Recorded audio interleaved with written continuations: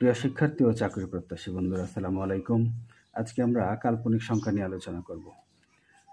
কাল্পনিক সংখ্যার ইউনিট আইকে কাল্পনিক সংখ্যার একক হিসেবে বিবেচনা করা হয়।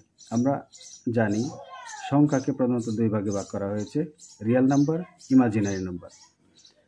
আরেকটা মজার ব্যাপার হলো শূন্য, রিয়েল এবং ইমাজিনারি দুইটাই বিবেচনা করা হয়। রিয়েল নাম্বার কোনগুলো? শূন্য সহ পজিটিভ, অর্থাৎ শূন্য সহ ধনাত্মক, ঋণাত্মক, ভগ্নাংশ, দশমিক, পৌনঃপুনিক, ঋণাত্মক, ভগ্নাংশ, পাই, টিটা, √2, √3, √5 ইত্যাদি যা আছে সবগুলোই বাস্তব সংখ্যা হিসেবে বিবেচনা করা হয়। এবং কাল্পনিক সংখ্যা কি দেখি। কাল্পনিক সংখ্যা হলো ওই সকল সংখ্যা যাদের বর্গ করলে ঋণাত্মক ফলাফল বা মান পাওয়া যায়। অর্থাৎ আমরা গাণিতিক আকারে যদি সংখ্যাটা লিখি এরকম, i² = -1, অর্থাৎ কাল্পনিক সংখ্যার বর্গ হলো ঋণাত্মক মান।